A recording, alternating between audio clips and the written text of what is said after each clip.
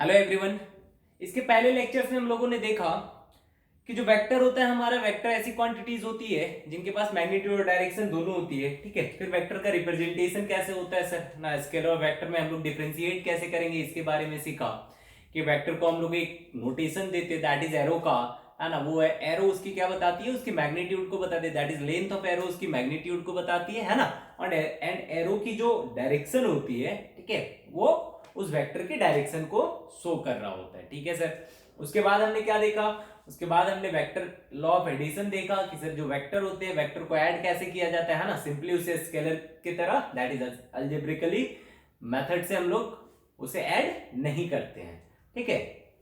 उसके बाद आगे हमने उसके कुछ लॉज देखे, कॉम्पिटेटिव लॉ, एसोसिएटिव लॉ, है ना। दैट इज एसोसिएटिव लॉ को वो फॉलो करते हैं, उसके लॉज नहीं है, बेसिकली ये क्या करता है उन लॉज को फॉलो करता है ना। तो कॉम्पिटेटिव लॉ में क्या देखा था कि A vector plus B vector is equal to B vector plus A vector, that is कि आप दो वेक्टर के सम को, है ना, किस वे में ऐड कर रहे हो उस पर डिफरेंस, दैट इज उस पर डिपेंड नहीं करता। ठीक है।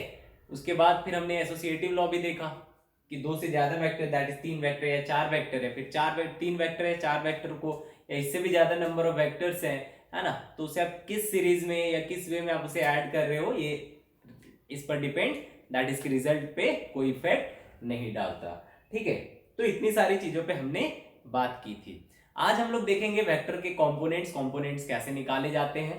ठीक है। उसके बाद या फिर कंपोनेंट्स होता क्या है, दैट इज वेक्टर के कंपोनेंट क्या होते हैं। उसके बाद हम लोग देखेंगे जो वेक्टर लॉ ऑफ एडिशन से हमने दैट इज जो रिजल्टेंट निकाला था, दैट इज एक वेक्टर दो वेक्टर दिए हुए हैं, दोनों वेक्टर का एडिशन सर क्या होता है वो हमने सीखा था ट्रायंगल लॉ ऑफ वेक्टर और पैरेललोग्राम लॉ ऑफ वेक्टर से।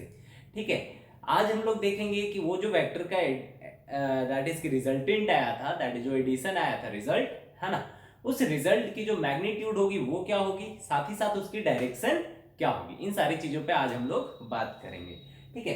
तो सबसे पहली चीज हम लोग देखेंगे कंपोनेंट्स ऑफ अ वेक्टर। ये बहुत जरूरी है ना, और ये बच्चों के लिए, दैट इज क्लास 11 में जितने भी बच्चे होते हैं उनके लिए ये बिल्कुल क्या होता है, नया होता है, कंपोनेंट्स ऑफ अ वेक्टर। ठीक है। देखिए यहां पे क्या है कि मान लीजिए आपके पास क्या है, एक वेक्टर दे रखा है, ये एक वेक्टर है, ये वेक्टर। ठीक है। कंपोनेंट का मतलब क्या होता है कि एक वेक्टर का, ठीक है, किसी दूसरे डायरेक्शन में उसका इफेक्ट क्या है। ठीक है, दैट इज कंपोनेंट। कहने का मतलब कि अगर मैं आपसे बोलूं कि इस वेक्टर का भी मैं एक्स वाई एक्सिस नाम नहीं लूंगा, मैं सिंपली आपसे पूछूंगा कि भाई साहब बताओ ए वेक्टर का इस डायरेक्शन में कोई इफेक्ट होगा या नहीं होगा। ठीक है। जैसे मान लो कि मैं क्या करूं, यहां पे एक ऑब्जेक्ट है, ठीक है, इस ऑब्जेक्ट पे मैं इधर की तरफ फोर्स लगाऊं, तो बताओ अगर ये फोर्स लगेगा उस डायरेक्शन में, तो बताओ इसका इफेक्ट इस डायरेक्शन में आएगा या नहीं आएगा। बिल्कुल आएगा सर, है ना। इस एफ का इफेक्ट इस डायरेक्शन में आएगा या नहीं आएगा, बिल्कुल आएगा। इस एफ का इधर के तरफ इफेक्ट, अगर इधर के तरफ इफेक्ट आएगा इस एफ का, तो वो कितना इफेक्ट होगा। ठीक है। अगर मैं मान लेता हूं कि ये 10 न्यूटन है, तो ये पूरा 10 न्यूटन तो इसके इधर नहीं लग रहा होगा, है ना। इस 10 न्यूटन का कुछ पार्ट इधर लग रहा होगा, जिसके कारण ये ऑब्जेक्ट क्या हो रहा होगा, आगे आ रहा होगा। आपको चीजें आई थिंक समझ आ रही होगी। जैसे मैं इसकी बात करूं, आप यहाँ पे एक रस्सी पकड़ लो, आप रस्सी ऐसे लगा करके खींचोगे तो ये ऑब्जेक्ट आगे आएगी, है ना। ये ऑब्जेक्ट किधर जाएगी, आप रस्सी लगा लिए, यहाँ पे आपने रस्सी को इधर लगाया, इधर खींचा, तो ये ऑब्जेक्ट किधर आती है, इधर आती है। अच्छा, आप इसे रस्सी को ऐसे खींचते तो तब भी ये ऑब्जेक्ट ऐसे ही आती। तो ऐसे खींचने और ऐसे खींचने में अंतर है या नहीं है, बिल्कुल है सर। ठीक है। जब हम ऐसे खींच रहे थे सर, तो सारा का सारा फोर्स किस डायरेक्शन में लग रहा था, इस डायरेक्शन में। बट जब हम ऐसे खींच रहे थे तो सारा फोर्स किधर लग रहा था, इस डायरेक्शन में, है ना। तो इधर कौन ला रहा था सर, जो फोर्स आपने इधर लगाया था उसका कुछ इफेक्ट इधर भी है ना। तो वो जो इफेक्टेड फोर्स है, दैट इज वो इफेक्टिव फोर्स जो इस डायरेक्शन में है, वो इसे इधर ला रहा था। ठीक है। अब आप मानो कि मैं इस पे इधर 10 न्यूटन लगाऊं और इस डायरेक्शन में 10 न्यूटन लगाऊं, ठीक है, तो बताओ किस कंडीशन में ये ऑब्जेक्ट ज्यादा एक्सेलरेट करेगा। आप बोलोगे सर इस साइड, दैट इज कि आप आगे की तरफ जब 10 न्यूटन लगाए थे। ऑब्वियस सी बात है ना, कॉमन सेंस कहता है अपना। ठीक है। दैट इज कि इफेक्ट ऑफ एनी वेक्टर, है ना, along the direction, along any direction, जिस डायरेक्शन के along आपसे पूछा गया है, ठीक है, उसके तरफ उस वेक्टर का क्या इफेक्ट पड़ता है ना, that is the component of vector, ठीक है। अब देखिए जैसे कि यहां पे ये वेक्टर है, मैं आपसे पूछूं कि find the effect of A vector along this direction, the effect of A vector along this direction, है ना, इस डायरेक्शन के अलोंग मुझे क्या करना है, इसका इफेक्ट निकालना है। तो वो इफेक्ट क्या होता है हमारा, जो इफेक्ट की वैल्यू आती है वो किसके बराबर आती है, दैट इज वो इक्वल टू आती है, अगर ये एंगल थीटा है ना, तो आप क्या करो, या तो हम बोलेंगे effect of A vector along this direction, या फिर क्या बोला जाता है, या फिर बोला जाता है find the component of A vector along this direction, है ना, that is component effect of this vector along this direction, या फिर हम क्या बोले component of this vector, component of this vector along this direction, component of this vector along this direction, ठीक है। Component बोला जाता है, इफेक्ट बोला जाता है, या फिर हम लोग बोलते हैं projection of this vector along this direction, ठीक है। तो ये तीन चार चीजें, है ना, इसके लिए यूज की जाती है।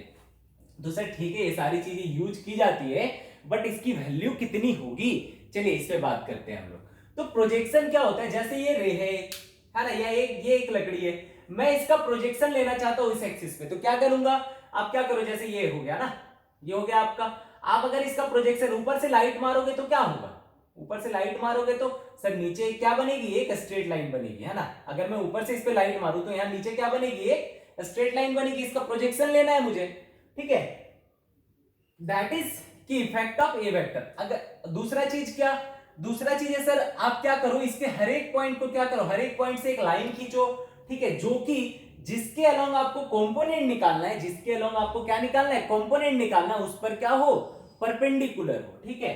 तो प्रोजेक्शन का मतलब, तो प्रोजेक्शन मतलब तो समझ आता है कि ऊपर से लाइट मारिए तो वो लाइट क्या करेगी, इस वाले लाइन की प्रोजेक्शन इस पे किधर बनाएगी, ये स्ट्रेट लाइन बनाएगी यहां से यहां तक, है ना।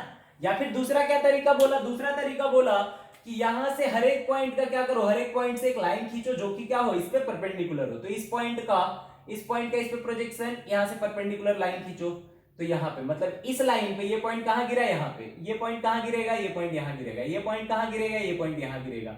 देखो हर एक लाइन क्या है, परपेंडिकुलर है, ये पॉइंट यहां गिरेगा, ये पॉइंट यहां गिरेगा, ठीक है।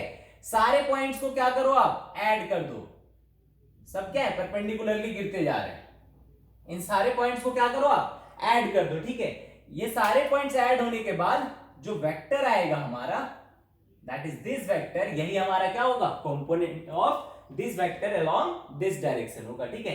तो अब बताओ इसकी लेंथ कितनी है, बता सकते हो, अगर ये ए है, ये एंगल थीटा है, तो ये कितना होगा, ध्यान से देख, तो अगर मैं इसकी कंपोनेंट की बात करूं तो ये जो कंपोनेंट आ रहा है वो क्या, इस ट्रायंगल का बेस है, हाँ सर, इस ट्रायंगल का क्या है, हमारा बेस है, ये क्या है, बेस है। तो कंपोनेंट क्या होता है, basically component of any vector along that direction, along that direction, वो क्या होता है, बेस ऑफ द ट्रायंगल, है ना, ये जो ट्रायंगल बन रहा है उसका क्या होता है, बेस होता है, ठीक है। और वेक्टर से ये एंगल कितना बना रहे हैं, थीटा, इसी थीटा के कारण ये बेस है।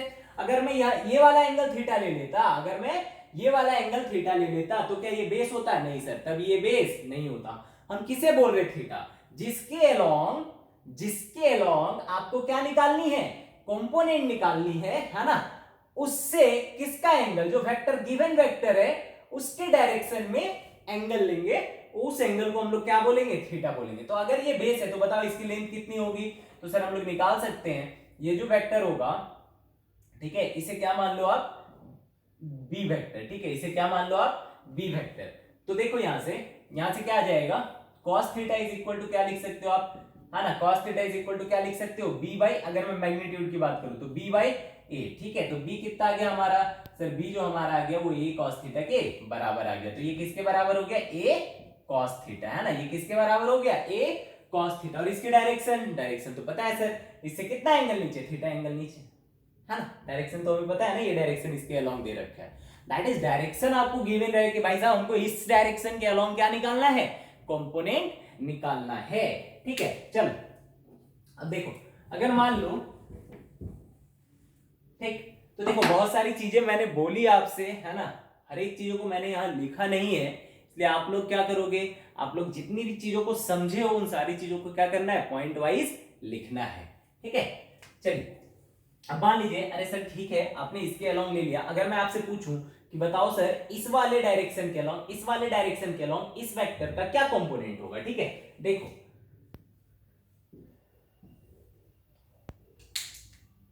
ये हमारा हो गया क्या, ए वेक्टर, ये क्या हो गया हमारा ए वेक्टर, ठीक है, ए वेक्टर, ठीक है। मैं आपसे बोलूं कि बताओ इस ए वेक्टर का इस वाले डायरेक्शन के अलोंग कंपोनेंट लेना है, ठीक है। तो क्या करेंगे, इस बार लाइट किधर से मारेंगे सर, इसका किस पे प्रोजेक्शन लेना है, इस वाले पे, तो इधर से लाइट मारो, इधर से लाइट मारोगे तो एक स्ट्रेट लाइन कौन सा बनेगा देखो तो सर इसका जो स्ट्रेट लाइन बनेगा वो ये वाला बनेगा, है ना, ये बनेगा ना भाई। दूसरा क्या करना है, दूसरा तरीका है सर, आप क्या करो कि हर एक पॉइंट से क्या ले लो, आप यहां से परपेंडिकुलर लाइन खींचो, देख सर परपेंडिकुलर है क्या, हाँ सर सारे परपेंडिकुलर, सारे पॉइंट्स को क्या करो फिर मिला दो, ठीक है, सारे पॉइंट्स को फिर मिला दो, क्या मिलाओगे तो यही लाइन बनेगा, हाँ सर यही बनेगा, मिलाओगे तो यही बनेगा। अगर मैं इस एंगल को क्या बोलूं, अगर मैं इस एंगल को अल्फा बोलता हूं, ठीक है, अगर मैं इस एंगल को अल्फा बोलता हूं तो बताओ ये कितना हो जाएगा, ध्यान से देख, तो किस डायरेक्शन के अलोंग निकालना था सर, इस डायरेक्शन के अलोंग निकालना था, ठीक है, इस डायरेक्शन से वेक्टर के बीच का एंगल हमने क्या मान लिया, अल्फा मान लिया। तो देख ये जो कंपोनेंट है वो क्या इस राइट एंगल ट्रायंगल का क्या बनेगा, बेस बनेगा। तो हमेशा याद रखना है, क्या याद रखना है कि जिस डायरेक्शन के अलोंग हमें क्या निकालनी है, कंपोनेंट निकालनी है, ठीक है। तो सबसे पहले तो हम लोग फिगर बनाएंगे ना, डायग्राम कैसा बनेगा, एक राइट एंगल ट्रायंगल बनेगा, एक क्या बनेगा, राइट एंगल ट्रायंगल बनेगा, ठीक है, जिसमें हमारा एंगल कौन सा लेंगे सर, एंगल वो वाला लेंगे दैट इज जो कि किसके किसके बीच हो, वेक्टर के बीच हो, दैट इज गिवन वेक्टर, और जिस डायरेक्शन के अलोंग हमें कंपोनेंट निकालना है उसके बीच का एंगल हो, ठीक है। तो ऐसे हमने एंगल भी लिख लिया। अब जो ट्रायंगल बनेगा सर उसका जो बेस होगा वही हमारा क्या होगा, उस वेक्टर का इफेक्ट होगा अलोंग दैट डायरेक्शन, या फिर कंपोनेंट होगा अलोंग दैट डायरेक्शन, ठीक है। तो ये हो गया हमारा सर अल्फा, ये है हमारा ए। तो बता दो ये कितना आ जाएगा हमारा सर, फिर से ये बेस हो गया, इस हिसाब से ये हमारा क्या हो गया, ए कॉस अल्फा। ए कॉस अल्फा क्या है, मैग्नीट्यूड डायरेक्शन, तो हमें पता है सर, पहले से बोला जाएगा ना कि हाँ भाई इस डायरेक्शन के अलोंग हमें क्या चाहिए, कंपोनेंट चाहिए, ठीक है। चलिए तो ये समझ आ गया। अब सोचो, अब एक बात सोचो, ठीक है, कि अच्छा अभी रहने देते हैं, है ना, अभी रुक जाओ। अब देखो अब क्या है कि मान लो ये एक वेक्टर है, ए वेक्टर, ठीक है, ये एक वेक्टर है, ए वेक्टर, ठीक। अब मुझे क्या करना है ना इसके अलोंग निकालना है ना इसके अलोंग, इस बार हमें कोई अलग लाइन के अलोंग निकालना है, इसके अलोंग निकालना है, ठीक है, इस डायरेक्शन के अलोंग। बताओ तो कैसे निकलेगा, इस पे इस बार प्रोजेक्शन कैसे लेंगे, ऐसे, है ना, देख ये क्या होना चाहिए, इससे परपेंडिकुलर होना चाहिए, ये इससे क्या होना चाहिए, परपेंडिकुलर होना चाहिए, ठीक है। देख इधर से तुम मारोगे लाइट तो उस पर परपेंडिकुलर लाइन यही गिरेगा इसके अलोंग, ठीक है। और एंगल किसके किसके बीच का लेते हैं सर, जिसके अलोंग डायरेक्शन, दैट इज जिस डायरेक्शन के अलोंग हमें कंपोनेंट चाहिए उसका, और जो गिवन वेक्टर है उसके बीच का एंगल, दैट इज ये वाला, है ना, इसे हम क्या मान ले, अल्फा, ठीक। देखो तो हर एक पॉइंट से परपेंडिकुलर खींचो तो सर ये हो गया, ये हो गया, है ना, ये सारे क्या होंगे, परपेंडिकुलर होंगे। अब देखो तो हमारा जो वेक्टर बनेगा वो कौन सा वेक्टर बनेगा, तो सर हमारा ये वाला वेक्टर बनेगा, यहां से लेकर के यहां तक। बताओ इसकी वैल्यू कितनी हो जाएगी सर, ये जो ट्रायंगल बनेगा हमारा, इसे तो तुम मिटा ही दो, समझ गए वो चीजों को, है ना। तो ये जो ट्रायंगल बनेगा हमारा राइट एंगल ट्रायंगल, ठीक है, उस ट्रायंगल का ये क्या होगा, बेस होगा सर, ठीक, बेस होगा। तो हमें, तो अगर ये बेस है, इसकी लेंथ कितनी है, ए है ना, तो ये कितना हो जाएगा, ए कॉस अल्फा, ठीक है। तो क्या किसी भी डायरेक्शन के अलोंग हम किसी भी वेक्टर का कंपोनेंट, दैट इज किसी गिवन वेक्टर का कंपोनेंट लिख सकते हैं, बिल्कुल लिख सकते हैं सर, बशर्ते कि हमें क्या पता होना चाहिए, दोनों का डायरेक्शन या फिर दोनों के बीच का एंगल पता होना चाहिए। जैसे मान लो कि मैं आपको एक एग्जांपल देता हूं, है ना, कि भाई साहब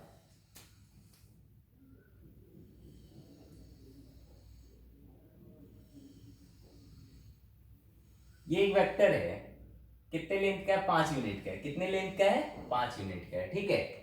और इसकी डायरेक्शन यहां से कितने एंगल पे है, ये है 53 डिग्री के एंगल पे, कितने एंगल पे है ये, 53 डिग्री के एंगल पे, ठीक है।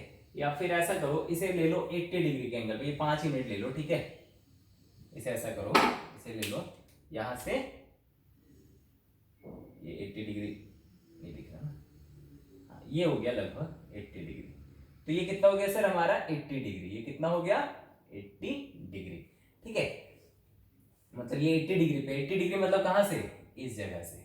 ठीक, अब देखो इसकी इसकी लेंथ कितनी है, इसकी लेंथ है सर 5 यूनिट, इसकी लेंथ कितनी है 5 यूनिट। तो डायरेक्शन पता है हमें, हाँ सर डायरेक्शन कैसे बोलेंगे, बोलेंगे सर 5 यूनिट लेंथ की वेक्टर है जिसकी डायरेक्शन किधर है, पॉजिटिव एक्स एक्सिस से 80 डिग्री क्लॉकवाइज एंटी क्लॉकवाइज पर है। ठीक है, ऐसे करके हम लोग डायरेक्शन बोलते हैं, है ना। जैसे मैं आपसे बोलूं कि एक ऐसा करके कोई वेक्टर है जो कि यहां से कितने एंगल पे है 30 डिग्री पे, ए वेक्टर है। ठीक है, तो इसका एंगल मान लो इसकी लेंथ कितनी है 2 यूनिट है, इसकी लेंथ 2 यूनिट है। तो क्या बोलेंगे कि ये वेक्टर ऐसा वेक्टर है जिसकी मैग्नीट्यूड 2 है और जिसकी डायरेक्शन क्या है, direction 30 degree from the positive x axis in the clockwise sorry anti clockwise direction में होगा। ठीक है, अब देखो तो उसी तरीके से ये 5 यूनिट है, हमें निकालना है इस वेक्टर का कंपोनेंट, इस वेक्टर का, इसे मान लो आप ए वेक्टर है। ठीक है, इसे क्या मान लो आप ए वेक्टर है, इस वेक्टर का कंपोनेंट निकालना है। सर किसके अलोंग निकालना है, एक लाइन है ना, एक लाइन है जो क्या है, जो कि इससे 20 डिग्री पे, इससे कितने डिग्री पे है 20 डिग्री पे, इस वाले लाइन पे इसका कंपोनेंट निकालना है। ठीक, तो हमें क्या चाहिए सर, सबसे पहले हमें जो गिवन वेक्टर है और जिस डायरेक्शन के अलोंग हमें कंपोनेंट निकालना है, ठीक है, उसके बीच का क्या चाहिए, एंगल चाहिए। तो बता दो एंगल कितना हो जाएगा सर, ये एंगल हो जाएगा हमारा 60 डिग्री। ये एंगल कितना हो जाएगा 60 डिग्री। अब मुझे इसका क्या निकालना है, कंपोनेंट। कंपोनेंट निकालने के लिए क्या करें सर, इस पे परपेंडिकुलर खींचेंगे। इस पे क्या खींचेंगे हम लोग, परपेंडिकुलर। तो ये रहा हमारा परपेंडिकुलर लाइन, है ना। क्या ये एक राइट एंगल ट्रायंगल बन गया, हाँ सर। क्या हर एक पॉइंट का मैं अगर परपेंडिकुलर खींचता तो सारे पॉइंट मिलके क्या ये वेक्टर देते हमें, हाँ सर ये वाला वेक्टर देते। ठीक है, तो बता दो ये वैल्यू कितनी हो जाएगी, इसे मान लो बी वेक्टर, बता दो आंसर, बताओ कितना हो जाएगा सर। ये जो बी वेक्टर हो जाएगा हमारा, कैसे निकालेंगे, cos theta is equal to B by H. तो बी कितना आ जाएगा 5 cos 60, मतलब 5 इंटू कॉस 60, और cos 60 की वैल्यू 1/2, तो आंसर आ जाएगा 5/2 यूनिट, है ना। तो इसकी लेंथ कितनी हो गई सर, इसकी लेंथ हो गई 5/2 यूनिट। बताओ इसकी डायरेक्शन किधर है, इस वाले वेक्टर की, बी वेक्टर की डायरेक्शन किधर है sir, 20 degree from positive x axis in anti clockwise direction. ठीक है, अच्छा सर आप 20 डिग्री कर रहे हो फ्रॉम पॉजिटिव एक्स एक्सिस, क्या सर इसे y एक्सिस से भी लिख सकते, बिल्कुल लिख सकते हो। अगर ये पूरा कितना है 90 डिग्री, ये कितना 20, तो ये कितना हुआ 70। तो हम क्या लिख सकते हैं, direction of B vector is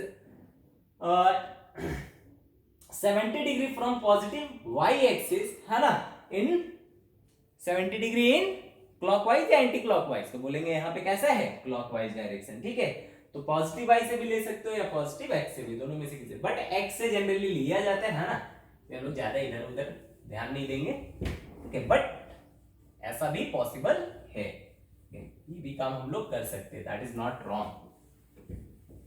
चलिए, तो कंपोनेंट ऑफ अ वेक्टर हमने सीखा। अच्छा देखो, अब मैं थोड़ा सा ना इसे फिल करवाता हूं आपको कंपोनेंट को। ये मान लो एक्स एक्सिस है, ये क्या है वाई एक्सिस है। देख ये हमारा ए वेक्टर है, मैं अगर इस पे प्रोजेक्शन ले लूंगा क्या होगा, ऊपर से लाइट डाला, बता वेक्टर कौन सी होगी, ये वाली होगी सर। ठीक है, मैं क्या करता हूं, इसे थोड़ा सा और घुमाता हूं, इस ए वेक्टर को थोड़ा क्या करता हूं और घुमाता हूं। ठीक, लेंथ इसकी इतनी रहने दी, लेंथ देखो इसकी और इसकी लेंथ क्या है, लगभग बराबर रखनी है। ठीक है, तो लेंथ इसकी सेम है।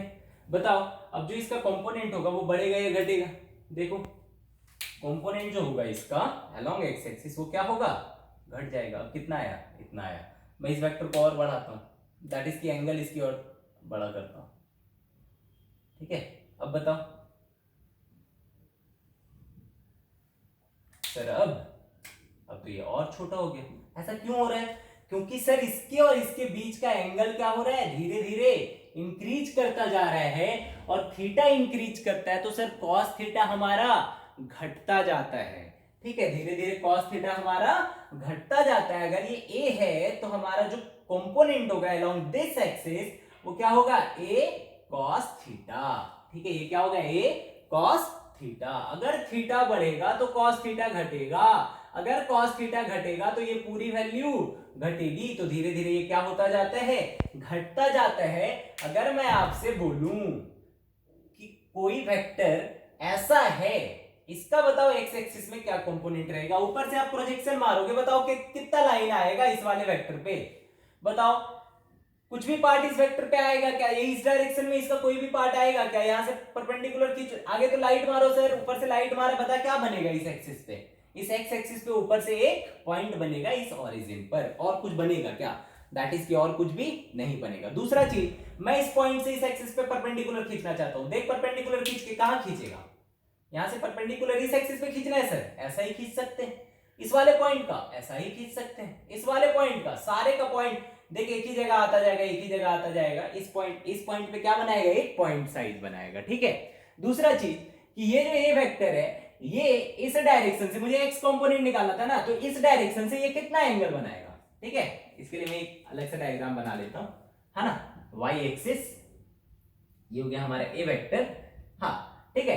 तो इस वेक्टर का अलोंग एक्स एक्सिस कितना कंपोनेंट होगा, तो पहला तो प्रोजेक्शन से देख लिया, यहीं पे बना, ठीक है। दूसरा परपेंडिकुलर लाइन खींचना सिखाया, हर एक पॉइंट से इस एक्सिस पे क्या करो, परपेंडिकुलर खींचो, तो इसका इस पॉइंट का परपेंडिकुलर यहां आया सर, इस पॉइंट का परपेंडिकुलर यहां आया सर, ठीक है। लाइन खींचोगे ना, ये रहा परपेंडिकुलर, इस पॉइंट का इस एक्सिस पे परपेंडिकुलर, ये रहा परपेंडिकुलर, इस पॉइंट का ये रहा परपेंडिकुलर, तो सारा पॉइंट कहां आता जा रहा है, इसी जगह पे, तो ये क्या बनाएगा, पॉइंट बनाएगा, प्रोजेक्शन भी मारा तो पॉइंट बनाया। दूसरा चीज कि इस वेक्टर का इसके अलोंग निकालना है, तो सर इससे इस वेक्टर का एंगल कितना, 90 डिग्री, तो बता दो भाई प्रोजेक्शन कितना आएगा, a cos 90, that is effect, x component कितना है, a cos 90, cos 90 कितनी होती है भाई, जीरो, तो आंसर कितना आ गया हमारा, जीरो, ठीक है।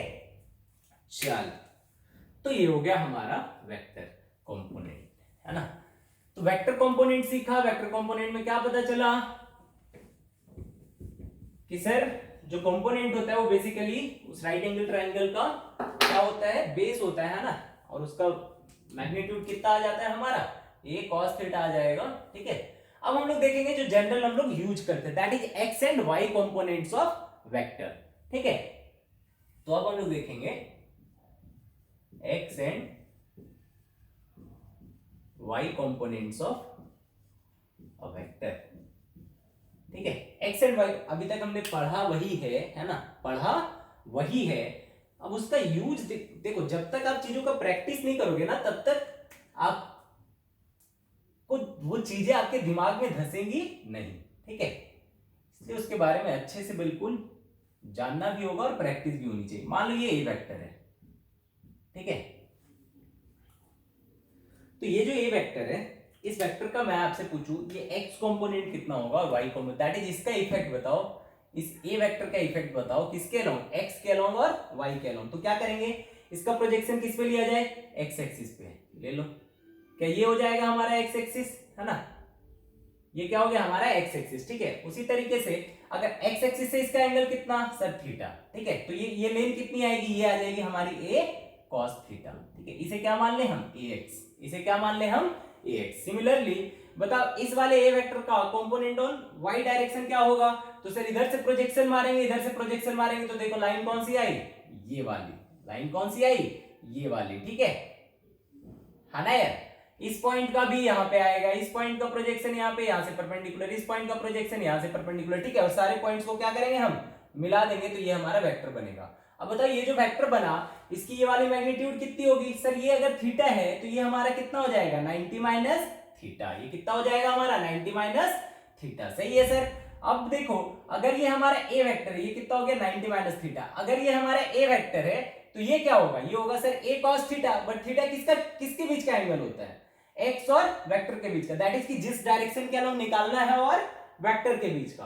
तो इसमें किस डायरेक्शन के अलोंग निकालना, y के अलोंग, और ये हमारा a वेक्टर है और दोनों के बीच का एंगल कितना है, 90 माइनस थीटा, तो कितना हो जाएगा सर, तो ये आ जाएगा सर हमारा a cos, दोनों के बीच का एंगल कितना, 90 माइनस थीटा, तो क्या लिखोगे, a cos 90 माइनस थीटा, तो आंसर कितना आ गया, a sin थीटा। मतलब क्या समझ आया कि अगर ये हमारा y एक्सिस है, ये हमारा x एक्सिस है, और ये हमारा वेक्टर a वेक्टर है, जिससे इसके बीच का एंगल y थीटा दे रखा है, x और a के बीच का एंगल थीटा दे रखा है, तो इसका x कंपोनेंट किसके बराबर होगा? इसका x component sir a cos theta के बराबर होगा, और इसका जो y कंपोनेंट होगा वो y कंपोनेंट किसके बराबर होगा? वो सर a sin थीटा के बराबर होगा। ठीक है, तो ये चीजें हमने अभी सीखी। इसे क्या मान ले हम? ax। इसे क्या मान ले हम? ax या फिर क्या मान लो आप? x, और इसे क्या मान लो आप? y। इसे क्या मान लो आप? y। ठीक है, चलिए ये जो हमारा x है, x is equal to a cos theta, ये क्या कहलाया हमारा? Component of a vector along x axis, है ना। ये जो a cos थीटा है, ये क्या है? a cos थीटा, ये क्या होगा हमारा? Component of a vector along x axis, along x axis. Similarly a sin theta हमारा क्या कहलाएगा? a sin थीटा कहलाएगा सर हमारा component of a vector along y axis. ठीक है, तो ये हो गया हमारा वेक्टर। ठीक, ये हो गया हमारा वेक्टर का कंपोनेंट। अब ध्यान से सुन, अगर सोच कि ये हमारा कोई वेक्टर है, कोई डायरेक्शन है, ये हमारा क्या है? कोई डायरेक्शन है एक है, ये क्या है हमारा? कोई डायरेक्शन है एक है। अब मान लो इधर कोई लेंथ है जिसकी हमें क्या पता है? मैग्नीट्यूड पता है, जिसकी हमें क्या पता है? मैग्नीट्यूड पता है। ठीक है, और मुझे उसे वेक्टर के फॉर्म में लिखना है। ठीक, मान लो मुझे 3 न्यूटन पता है, 3 न्यूटन इस डायरेक्शन के अलोंग लिख रहा है। ठीक है, दैट इज 3 न्यूटन इस डायरेक्शन के अलोंग लग रहा है, तो क्या लिखेंगे सर? इधर लिखेंगे F, लिखेंगे F कितना है? 3 न्यूटन, है ना। डायरेक्शन भी देना पड़ेगा, तो डायरेक्शन किससे मल्टीप्लाई कर दे इसको, है ना। ये देखो, ये क्या है हमारे? Unit vector. अगर हम ये हमें क्या बताता है? सिर्फ और सिर्फ डायरेक्शन बताता है। ठीक है, इससे हम किसी चीज को मल्टीप्लाई करेंगे तो क्या उसकी मैग्नीट्यूड चेंज होगी? नहीं, उसकी मैग्नीट्यूड चेंज नहीं होगी। क्यों? क्योंकि इसकी मैग्नीट्यूड कितनी है? 1 है। तो इसे अगर किसी चीज से मल्टीप्लाई करते तो वो क्या कर देता है? उसे डायरेक्शन प्रोवाइड कर देता है, उसके अलावा क्या कर देता है? डायरेक्शन प्रोवाइड कर देता है। मान लो ये हमारा फोर्स है जो कि 3 न्यूटन लग रहा है इस डायरेक्शन में, तो हम उसे क्या लिखेंगे? 3 न्यूटन किससे मल्टीप्लाई कर दे? इस डायरेक्शन के यूनिट वेक्टर से मल्टीप्लाई कर दे, मतलब 3 Newton A cap, 3 Newton A cap. ठीक है, ऐसे करके हम लोग इसे डिनोट कर देंगे। इधर की तरफ कितना मैग्नीट्यूड कितना है सर? 3 है। ठीक है, और डायरेक्शन क्या है? तो डायरेक्शन सर या तो आप ऐसे बोल सकते हो कि सर इससे कितना है? एक्स एक्सिस से कितना? 30 डिग्री पे। बट 30 डिग्री 40 डिग्री हमें नहीं पता है। हमें क्या पता है? हमें पता है इस डायरेक्शन के अलोंग यूनिट वेक्टर पता है। यूनिट वेक्टर मतलब कि वो सिर्फ और सिर्फ हमें क्या देगा? डायरेक्शन देगा। दैट इज उससे आप किसी चीज को मल्टीप्लाई कर दो तो क्या दे देगा? वो उस डायरेक्शन के अलोंग वेक्टर दे देगा। ठीक है, चलिए जैसे देखिए, मान लीजिए ये हमें x पता है, x कितना है? a cos theta. तो a cos थीटा हमें क्या पता है? a cos थीटा हमें मैग्नीट्यूड पता है ना। ये a क्या है? a है हमारा length of a vector. a क्या है हमारा? Unit, that is magnitude of a vector या लेंथ ऑफ a वेक्टर। ठीक है, अच्छा तो सर हमें इस डायरेक्शन की मैग्नीट्यूड तो पता है, बट डायरेक्शन सोचे, x एक्सिस का यूनिट वेक्टर हमें पता है क्या? x एक्सिस का यूनिट वेक्टर क्या होता है हमारा? एक्स एक्सिस का यूनिट वेक्टर होता है हमारा आई कैप। ये समझ आया ना? ये मैंने क्या बोला यहाँ पे? ये क्या है?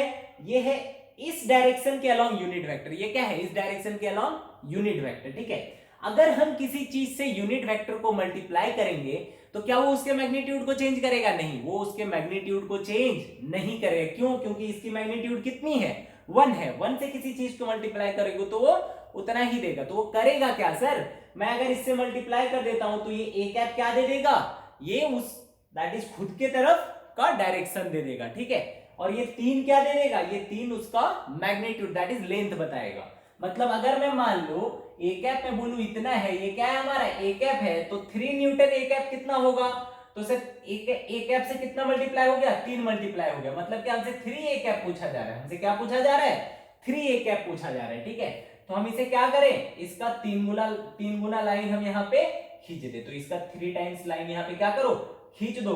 तो ये वेक्टर जो हमारा आएगा, है ना, 3 न्यूटन में ए कैप, ये क्या है? देखो इसका 3 गुना है ना। तो इसका 3 गुना लाइन अगर हम खींच दे तो वो क्या हो जाएगा? 3 ए कैप। तो अगर हमें क्या है कि किसी डायरेक्शन का यूनिट वेक्टर पता है, उस डायरेक्शन के अलावा हमें मैग्नीट्यूड पता है, ठीक है, किसी चीज की, किसी वेक्टर क्वांटिटी की, तो अगर मुझे उस वेक्टर क्वांटिटी को उस डायरेक्शन के अलोंग दैट इज उसका वेक्टर लिखना है, तो क्या करेंगे? उस मैग्नीट्यूड से उस डायरेक्शन के यूनिट वेक्टर को क्या करेंगे? मल्टीप्लाई कर देंगे। ठीक है, अब जैसे कि मुझे इस डायरेक्शन का ये जो नया वेक्टर बना, इसे आप क्या, इसे हमने एक्स वेक्टर मान लो, इसे क्या मान लो, एक्स वेक्टर, ठीक है।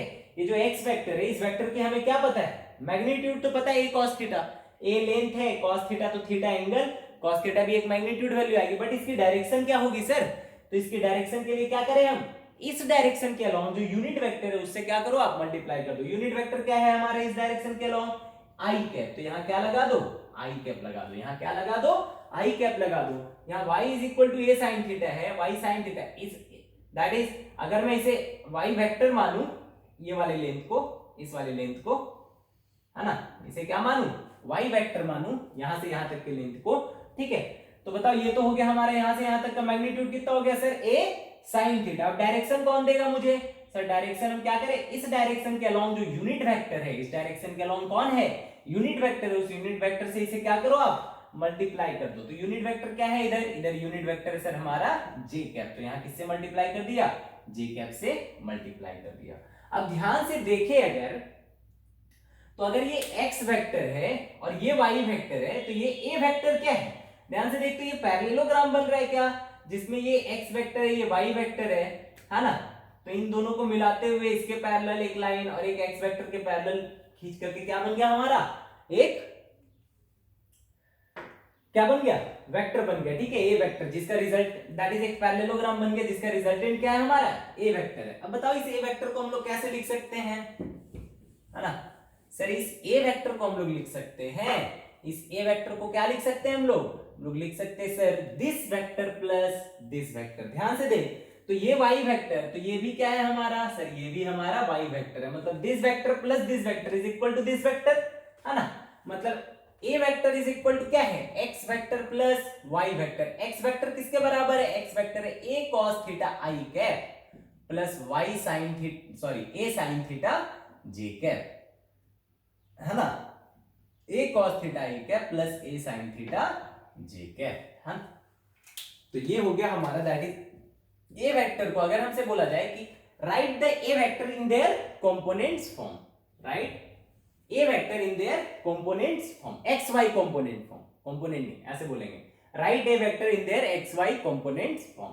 तो एक्स कंपोनेंट कौन हो गया, आई कैप के साथ, आई कैप किस डायरेक्शन को डिनोट कर रहा है, एक्स एक्सिस को, तो आई कैप के साथ जो है वो क्या है हमारा, एक्स कंपोनेंट है, आई कैप के साथ वाला क्या है हमारा, एक्स कंपोनेंट है। अगर मेरे से y कंपोनेंट पूछा है तो y डायरेक्शन कौन है, j कैप, तो ये हो गया हमारा y कंपोनेंट, ये क्या हो गया हमारा y कंपोनेंट, ठीक है। चल, तो ये हमारा a vector in form of x and y component, ऐसे लिखेंगे हम लोग। अब चलो देखो, थोड़ा अगर क्वेश्चन वगैरह किया जाए इस पे तो, अच्छा देखो अब जब आगे पढ़ोगे ना तो आपको क्या नजर आएगा कि हम लोग किसी वेक्टर को किस में तोड़ते, एक्स एक्सिस में और वाई एक्सिस में तोड़ते। दैट इज, क्या जरूरी है सर मैं इसे एक्स और वाई में ही तोड़ूं, चलिए इस पे भी थोड़ा सा बात कर लेते हैं, ठीक है। देखिए ये हमारा ए वेक्टर है, ठीक, अगर मैं इसे एक्स और वाई कंपोनेंट में तोड़ता हूं, ठीक है, किसमें किसमें, एक्स और वाई कंपोनेंट में तोड़ता हूं, ठीक है, दैट इज ये, सॉरी ये क्या हो गया इसका x वेक्टर, है ना, ये ठीक है, लिखो x वेक्टर, और ये क्या हो गया हमारा y वेक्टर, ये क्या हो गया हमारा y वेक्टर, ठीक है। क्या सर मैं इसे इन्हीं दोनों के अलोंग तोड़ सकता हूं, ऐसा कोई जरूरी नहीं है, ठीक है। मैं a वेक्टर को किसी भी डायरेक्शन के अलोंग उसका कंपोनेंट ले सकता हूं, देखा है हमने, बस हमें क्या पता होना चाहिए, ये वेक्टर और जिस डायरेक्शन के अलोंग हमें क्या है निकालना है, उसका कंपोनेंट निकालना है, उन दोनों के बीच का क्या चाहिए हमें, एंगल चाहिए। जैसे मैं इसे यहां से मिटाता हूं और एक लाइन किधर खींचूं, इधर खींचूं, ठीक है, इसे मान लो आप एक्स डैश, जिससे इसकी एंगल कितनी है, थीटा है, ठीक। इस पे अगर मैं आपका ए वेक्टर का इस पे कंपोनेंट पूछूं तो आप बोलोगे सर ये थीटा है, ये क्या है, थीटा है, ठीक है, ये इसे अल्फा मान लो, इसे क्या मान लो आप, अल्फा मान लो। तो ये परपेंडिकुलर हो गया हमारा, तो ये लेंथ कितनी हो जाएगी, ये हो जाएगी सर हमारी a cos अल्फा, ये कितनी हो जाएगी, ये हो जाएगी हमारी a cos अल्फा, ठीक है। अच्छा ये एंगल मान लो बीटा, ये एंगल क्या मान लो, बीटा, ठीक है। अब सुनो, ये इसके अलोंग कितनी हो जाएगी सर, ये वाला बताओ, y वेक्टर कितनी हो जाएगी, y वेक्टर हो जाएगी हमारी y is equal to, y vector जो होगी हमारी वो कितनी आएगी, a cos बीटा, ये कितनी आएगी, a cos बीटा। मतलब सोचिए इस वेक्टर को मैंने क्या किया, दो कंपोनेंट में तोड़ा, एक दैट इज इस डायरेक्शन में और एक इस डायरेक्शन में, ठीक है। क्या इस बार मैं लिख सकता हूं a vector is equal to a cos alpha, क्या मैं इस बार लिख सकता हूं a vector is equal to a cos alpha, है ना। इस इधर का यूनिट वेक्टर क्या मान लो, i डैश कैप, क्या मान ले, i dash cap plus a sign beta, है ना, j कैप। क्या मैं इसे ऐसे लिख सकता हूं, ध्यान से देख, नहीं लिख सकता। क्यों नहीं लिख सकता, समझो बात को। क्या यहां लिख सका मैं, हाँ, यहां पे मैंने ए वेक्टर को क्या लिखा था, यहां ए वेक्टर को लिखा था ए कॉस थीटा आई कैप प्लस ए साइन थीटा जे कैप, ठीक है। लेकिन यहां नहीं लिख सकते, क्यों नहीं लिख सकते सर, क्योंकि ये जो वेक्टर है, ये जो वेक्टर है और ये जो वेक्टर है, इन दोनों का रिजल्टेंट क्या ए वेक्टर है, इन दोनों का रिजल्टेंट क्या ए वेक्टर है।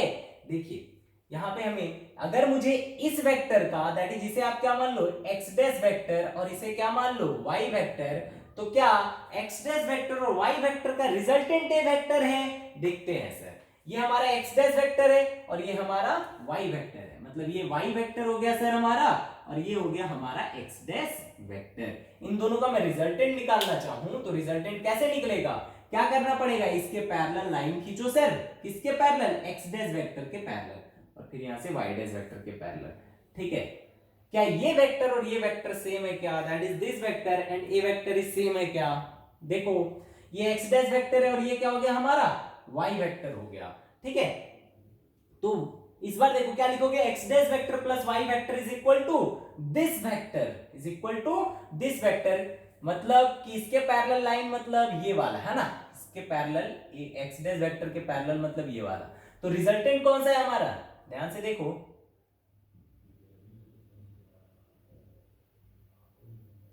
ठीक है। तो रिजल्टेंट कौन सा बनेगा, रिजल्टेंट बनेगा हमारा ये वेक्टर। क्या ये वेक्टर के बराबर है, नहीं है, है ना। तो देखो कहने का मतलब क्या है कि आप ए वेक्टर को तो किसी भी कंपोनेंट में तोड़ सकते हो, किसी भी कंपोनेंट में तोड़ सकते हो, बट दो कंपोनेंट का सम वो वेक्टर तभी होगा जब वो दोनों कंपोनेंट क्या हो, एक दूसरे से परपेंडिकुलर हो, ठीक है। क्या बोला हमने कि ये जो ए वेक्टर होगा, ये वेक्टर दोनों कंपोनेंट का सम तभी होगा, दैट इज दोनों कंपोनेंट के सम के रिजल्टेंट के बराबर तभी होगा जब दोनों कंपोनेंट के बीच का एंगल क्या हो, 90 डिग्री हो। क्या यहां पे दोनों कंपोनेंट के बीच का एंगल 90 डिग्री था, नहीं था, इसलिए ये दोनों का सम इसके इस ए वेक्टर के बराबर नहीं आएगा, मतलब ये क्या होगा, नॉट इक्वल टू दिस होगा। तो सर अगर मैं इसे अच्छा मैं क्या करूं सर, इस बार मैं क्या करता हूं कि ये y एक्सिस के जगह मैं एक वेक्टर, एक डायरेक्शन लेता हूं जो कि इस x डैश वेक्टर से क्या हो, परपेंडिकुलर हो, इस x डैश वेक्टर से क्या हो, परपेंडिकुलर हो, मतलब इस डायरेक्शन को मैं क्या मान लू, y डैश, और ये क्या हो गया, यूनिट वेक्टर क्या है, j डैश कैप, ये क्या हो गया, j डैश कैप। अब मान लो सर कि ये हमारा a वेक्टर है, अगर ये हमारा क्या है, a वेक्टर है, तो मैं इस a वेक्टर का कंपोनेंट अगर इसके अलावा लूं तो इस बार तो सर दोनों परपेंडिकुलर है ना, इस बार दोनों परपेंडिकुलर है, मतलब क्या ये वाला, हाँ सर, तो ये अगर अल्फा है तो ये कितना होगा, 90 माइनस अल्फा, तो ये हो गया हमारा a साइन अल्फा, ठीक है। ध्यान से देख, तो इस बार ये क्या एक पैरेललोग्राम बन रहा है, हाँ सर ये पैरेललोग्राम बन रहा है, तो पैरेललोग्राम का ये जो रिजल्टेंट होगा वो क्या इस वेक्टर और इस वेक्टर का सम होगा, हाँ, इसे x डैश वेक्टर माना और इसे y डैश वेक्टर मान लिया, इसे क्या मान लिया, y डैश वेक्टर। देखिए x डैश वेक्टर, ये अगर y डैश वेक्टर है तो ये भी क्या होगा हमारा, ये भी हमारा y डैश वेक्टर होगा। तो क्या रिजल्टेंट लिख सकते हैं, x dash vector plus y dash vector is equal to a vector, है ना। तो इस बार आप लिख सकते हो a cos alpha i cap plus a, ये अगर अल्फा है तो ये कितना हो जाएगा, ये हो जाएगा सर 90 माइनस अल्फा, तो ये cos 90 माइनस अल्फा तो कितना आएगा, ये साइन अल्फा, बट इसका यूनिट वेक्टर, इसकी डायरेक्शन क्या है, j डैश कैप, तो a sine alpha j dash cap. इस बार क्या होगा, a वेक्टर इन दोनों के सम के बराबर होगा। इस बार देखो आप, क्या ये दोनों परपेंडिकुलर है ना, x डैश और y डैश दोनों क्या है, दैट इज ये दोनों वेक्टर क्या है, एक दूसरे से परपेंडिकुलर है। तो आप एक वेक्टर को दो वेक्टर के सम के बराबर तभी लिख सकते हो जब दोनों वेक्टर क्या हो, दैट इज कि दो वेक्टर, दो कंपोनेंट्स के सम के बराबर, है ना, दो वेक्टर नहीं, क्या बोला मैंने कि दो कंपोनेंट्स के सम के बराबर तभी लिख सकते हो जब दोनों कंपोनेंट्स के डायरेक्शन क्या हो, एक दूसरे से परपेंडिकुलर हो, ठीक है। ऐसा नहीं, ये तो सर अगर वेक्टर वेक्टर बोल देते तो सर ये एक वेक्टर ये हो जाता हमारा, एक वेक्टर ये हो जाता, तो क्या सर हम इन दोनों के सम के बराबर नहीं लिख सकते? लिख सकते, इसीलिए मैं बोल रहा हूं क्या ये जो ए वेक्टर है, ठीक है, सॉरी सॉरी सॉरी, है ना, क्या ये इसका कंपोनेंट है क्या? ये वेक्टर नहीं है, ये वेक्टर इसका कंपोनेंट है क्या? नहीं है, तो इसका वेक्टर कंपोनेंट कौन होगा सर? जो इससे परपेंडिकुलर, मतलब ये वाला, ये क्या हो गया? ये वेक्टर का कंपोनेंट होगा। क्या ये वेक्टर इसका कंपोनेंट है क्या? नहीं है, ये वेक्टर इसका कंपोनेंट नहीं है, तो इसका कंपोनेंट कौन होगा? इसका कंपोनेंट सर ये होगा, ठीक है। तो आप इन दो वेक्टर, दैट इज इस वेक्टर को इसके दोनों कंपोनेंट्स के सम के बराबर तभी लिख सकते हो जब ये दोनों क्या हो? परपेंडिकुलर हो, ठीक है। क्या मैं इसका कंपोनेंट इधर भी ले सकता था? ले सकता था, इसे अल्फा मान लेता, इसे बीटा, बट क्या आप ए वेक्टर को इसे मान लो बी वेक्टर और इसे मान लो सी वेक्टर। बी वेक्टर किसके बराबर? ए कॉस अल्फा के बराबर है, और ये किसके बराबर है? ये है ए कॉस बीटा के बराबर है, ठीक है। ये किसके बराबर है? कॉस। क्या इन दोनों के सम के बराबर लिख सकते हो? नहीं लिख सकते। क्या ये पैरेललोग्राम है? नहीं है ना, ये पैरेललोग्राम नहीं है। तो सर बताओ तो बी वेक्टर और सी वेक्टर का रिजल्टेंट कैसे लिखेंगे?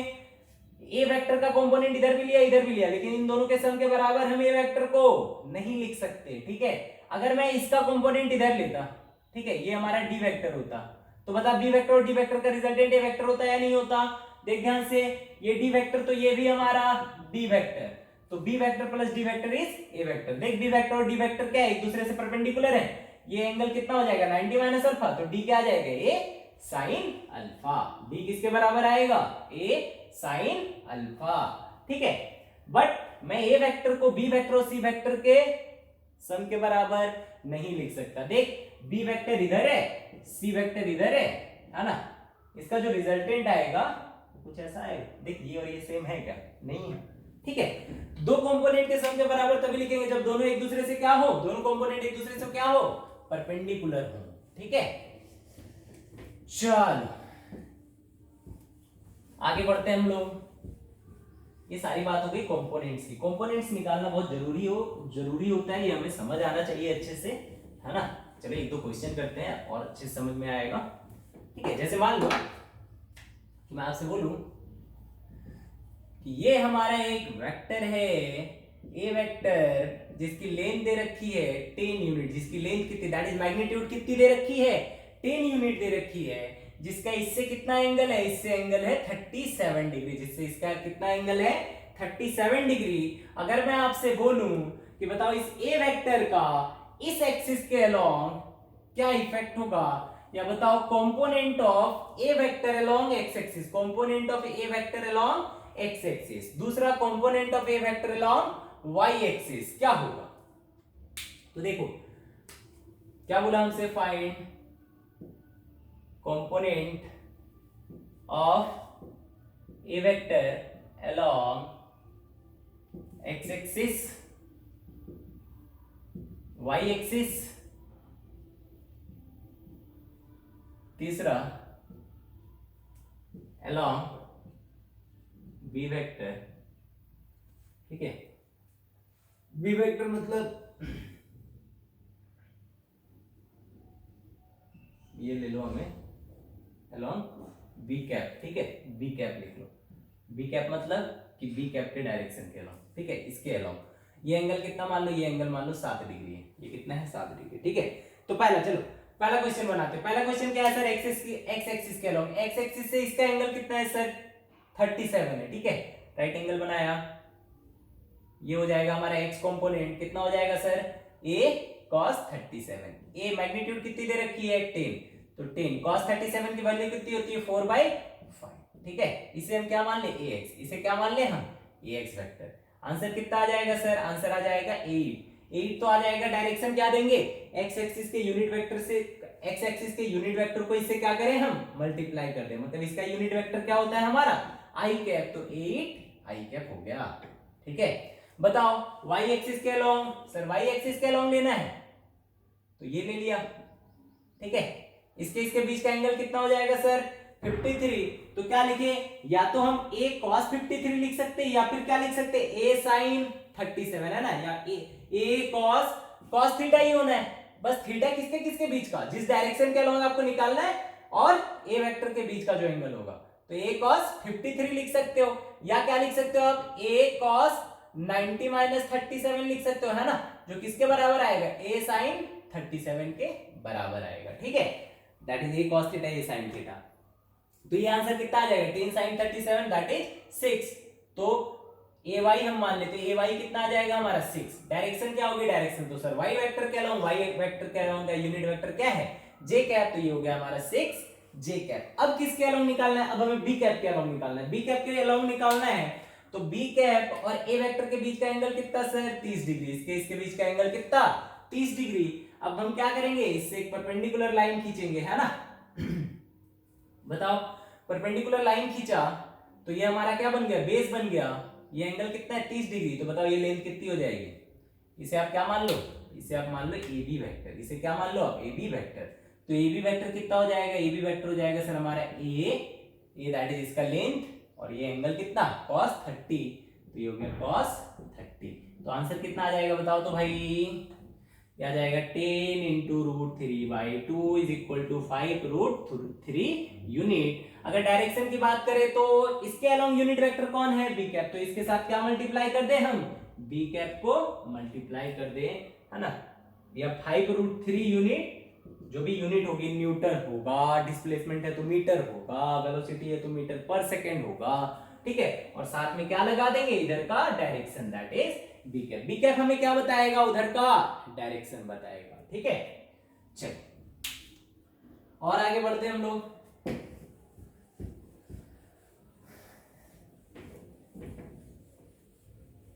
ठीक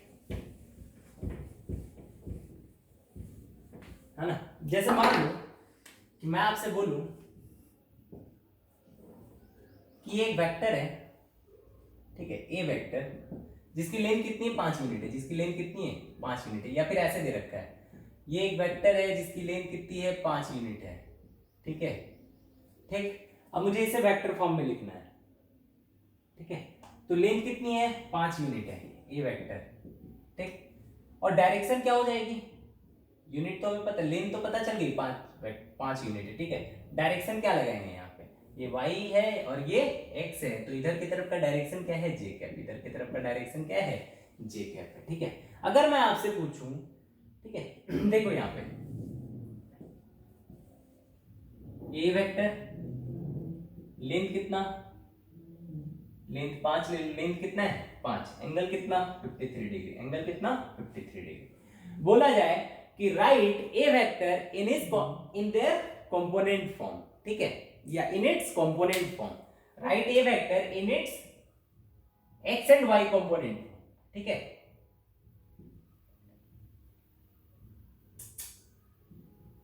क्या बोला गया, write A vector in terms of its X and Y component, ठीक है।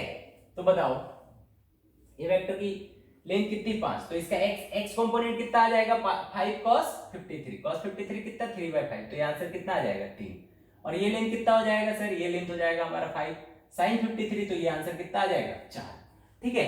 अब मुझे इन दोनों के सम के बराबर लिखना है, तो ए वेक्टर को हम क्या लिखेंगे, देखो ए वेक्टर को लिखेंगे 3 किसके अलोंग है, x एक्सिस के अलोंग, x एक्सिस का यूनिट वेक्टर क्या होता है i कैप, तो अगर मुझे 3 का डायरेक्शन के साथ लिखना है, ठीक है, अगर मुझे ax वेक्टर लिखना है तो क्या लिखेंगे, 3 तो मैग्नीट्यूड होगी और डायरेक्शन, तो इसके यूनिट वेक्टर से क्या करो आप मल्टीप्लाई कर दो, तो 3 क्या हो गया i कैप। अगर 4 को लिखना है, ये क्या है हमारा y कंपोनेंट ay वेक्टर, ठीक है, ay मतलब y component of a vector, ठीक, हाँ, तो ये तो मैग्नीट्यूड हो गया। अब डायरेक्शन लगाने के लिए क्या करेंगे, इधर का यूनिट वेक्टर से मल्टीप्लाई कर देंगे, यूनिट वेक्टर क्या है इधर j कैप, तो 4 j कैप। ए वेक्टर को हम क्या लिख सकते हैं, इन दोनों के सम के बराबर लिख सकते हैं, है ना, दोनों एक दूसरे से क्या है परपेंडिकुलर है, तो ये वेक्टर लिखाएगा 3i cap plus 4j cap, 3i cap plus 4j cap, ठीक है। देखो 3i cap that is ax vector plus ay vector, ये हमारा क्या है ay वेक्टर, जो कि किसके बराबर है 4j कैप के बराबर। तो ax vector plus ay vector that is 3i cap plus 4j cap, ठीक है। तो ऐसे हम लोग इसे लिख सकते हैं। अब मान लो कि मैं क्या करता हूं यहां पे, अच्छा 37 कर लिया, 53 कर लिया, ठीक है। मान लो एक वेक्टर है, ये वेक्टर है, ठीक है, ये वेक्टर, ठीक, जिसकी लेंथ कितनी दे रखी है 5 यूनिट। अब हमसे बोला जाए write the X and Y component of A vector, X and Y component of A vector. ध्यान से देख, तो ये जो ए वेक्टर है, ये जो ए वेक्टर है वो किसके अलोंग है, पूरा का पूरा वाई डायरेक्शन के अलोंग है ना। तो अगर इसका कंपोनेंट ऑफ हम एक्स एक्सिस की तरफ लेना चाहे तो कितना आएगा सर, इससे इसका एंगल कितना है 90 डिग्री, तो cos 90 जीरो दिख भी रहा है क्या, इसका कोई कंपोनेंट इधर आएगा क्या, देखो इसका कंपोनेंट तो इधर आ रहा था, इसका कंपोनेंट को इधर आएगा क्या, नहीं आएगा। जे कैप की बात करें तो क्या पूरा का पूरा वेक्टर किसमें है, जे कैप में, तो ax मेरा कितना आ गया, ax आ गया हमारा 0 i कैप, है ना। ay कितना है सर, पूरा का पूरा जो वेक्टर है वो तो आपका y डायरेक्शन में ही है, मतलब 5 यूनिट किधर है, y डायरेक्शन में, है ना। और डायरेक्शन इसके साथ यूनिट वेक्टर क्या मल्टीप्लाई कर देंगे, जे कैप, तो 5 जे कैप। तो बताओ ये वेक्टर को क्या लिखोगे, 0 i cap plus 5 J cap, तो आंसर क्या हो जाएगा 5 जे कैप, ठीक है। दोनों के सामने लिखना है ना। और देखो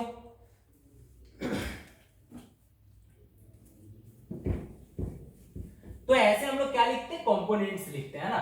और एक वेक्टर को इसके कंपोनेंट्स के फॉर्म में लिखना है तो ऐसे लिखेंगे, ठीक। अच्छा मान लो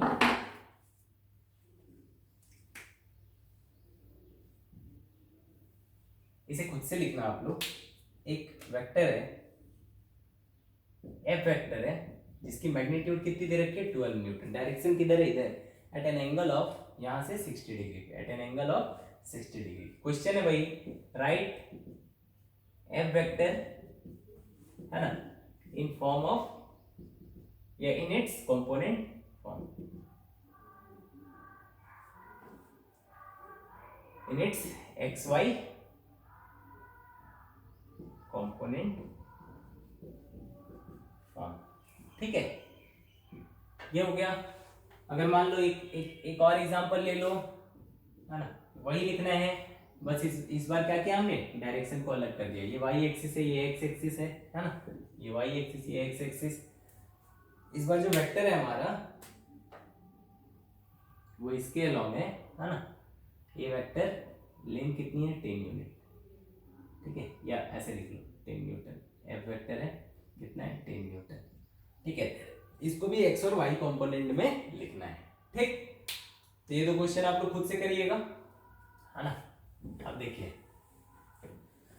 तो भाई साहब कंपोनेंट क्या होता है कि जिस डायरेक्शन के अलोंग निकालना है आपको, है ना, और अगर उसके दैट इज की गिवन वेक्टर के बीच का एंगल पता है तो given vector into cos theta, that is given vector का मैग्नीट्यूड इनटू cos थीटा ही हमारा क्या होगा, उस वेक्टर के अलोंग उसका कंपोनेंट होगा या उसका इफेक्ट होगा या उसका प्रोजेक्शन होगा, कुछ भी बोले, है ना। चलिए देखिए नेक्स्ट हमारा देखते हैं कि हमने जो एडिशन ऑफ वेक्टर पढ़ा था, ठीक है, हमने क्या पढ़ा था, एडिशन ऑफ वेक्टर पढ़ा था, ठीक है। तो जो हमने एडिशन ऑफ वेक्टर पढ़ा था उसमें क्या देखा था हमने कि अगर दो वेक्टर है ए वेक्टर और एक वेक्टर है बी वेक्टर, तो करना क्या है, हमें बी वेक्टर को उठाओ और क्या करो, इसके टेल को ए वेक्टर के हेड पर रख दो, है ना, इसके टेल को क्या करो ए वेक्टर के हेड पर रख दो और उस वेक्टर को वहां पहुंचा दो और ए वेक्टर के टेल से बी वेक्टर के बीच एक लाइन खींचो और बी वेक्टर के हेड पर एक हेड बना दो। तो ये जो रिजल्टेंट होगा हमारा, दैट इज ये जो वेक्टर होगा वही वेक्टर होगा हमारे ए वेक्टर और बी वेक्टर के सम के बराबर। ये हमने law that is triangle law of vector addition में सीखा था। अब अगर मैं आपसे पूछूं कि भाई साहब बताओ इसकी मैग्नीट्यूड कितनी होगी, इसकी डायरेक्शन क्या होगी, तो कैसे बताएंगे, है ना। चलिए देखिए, तो अब मुझे मैग्नीट्यूड निकालना है, ठीक।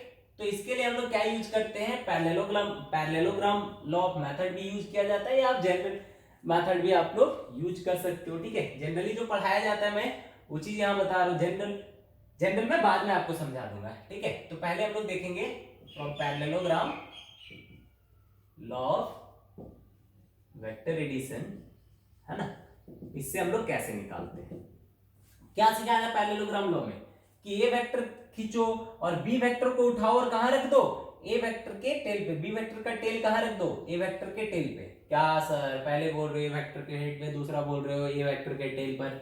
भाई साहब ए वेक्टर के हेड पे बी वेक्टर का टेल कब रखना है, जब हम क्या फॉलो करें, triangle law of vector addition और parallelogram law of vector addition जब हम फॉलो करते हैं तो क्या करते हैं, बी वेक्टर के टेल को ए वेक्टर के टेल पर रखते हैं और फिर क्या करते हैं, फिर सर हम ए वेक्टर के पैरेलल में एगो लाइन खींचेंगे, एगो बी वेक्टर के पैरेलल में एगो लाइन खींचेंगे और एगो पैरेललोग्राम बना देंगे और उस पैरेललोग्राम का जो डायगोनल होगा वो उन दोनों वेक्टर के सम के बराबर होगा। ये बी वेक्टर है तो बताओ ये क्या हो जाएगा सर, ये भी हमारा बी वेक्टर होगा। इन दोनों के बीच के एंगल को हम लोग क्या मान ले, इन दोनों के बीच के एंगल को हम लोग थीटा मान लेते हैं, इन दोनों के बीच के एंगल को हम लोग क्या मान लेते हैं, थीटा मान लेते हैं। ठीक है, अब मुझे इसका मैग्नीट्यूड निकालना है, A vector plus B vector का मैग्नीट्यूड निकालना है, इसे हम लोग आर वेक्टर मान लेते हैं, दैट इज रिजल्टेंट, है ना, दैट इज क्या होता है हमारा रिजल्टेंट। अब ध्यान से देखना इधर अब क्या करता हूं मैं, यहां पे एक perpendicular triangle that is right angle triangle बनाता हूं। इस पॉइंट को आप O मान लो, इस पॉइंट को आप P मान लो, ठीक है, इस पॉइंट को आप Q मान लो और इस पॉइंट को आप R मान लो।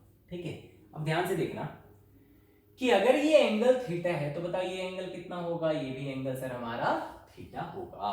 ठीक है, ये अगर B है, इसकी लेंथ कितनी है, B है, तो बताओ ये लेंथ कितना होगा, ये लेंथ होगा सर, देखो तो B का कंपोनेंट है क्या ये, हाँ सर, तो ये कितना होगा हमारा B cos थीटा, ये लेंथ कितना होगा हमारा B cos थीटा।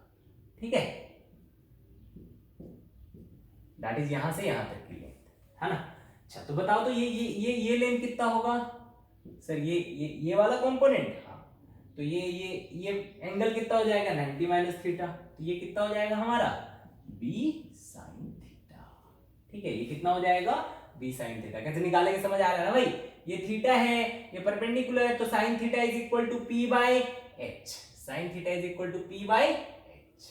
ठीक है, तो फिर P इज इक्वल टू ये निकालना है, तो this length into sin theta.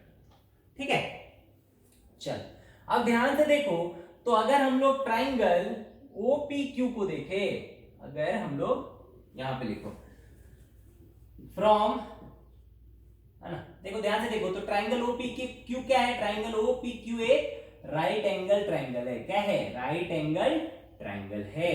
ठीक है, तो राइट एंगल ट्राइंगल का बेस कितना है सर, तो राइट एंगल ट्राइंगल का बेस यहां से यहां तक की लेंथ कितनी है, A, यहां से यहां तक की लेंथ कितनी है A, यहां से यहां तक की लेंथ कितनी है B cos थीटा। ठीक है, यहां से यहां तक की लेंथ कितनी A, यहां से यहां तक की लेंथ कितनी B cos थीटा, यहां से यहां तक की लेंथ कितनी B sin थीटा।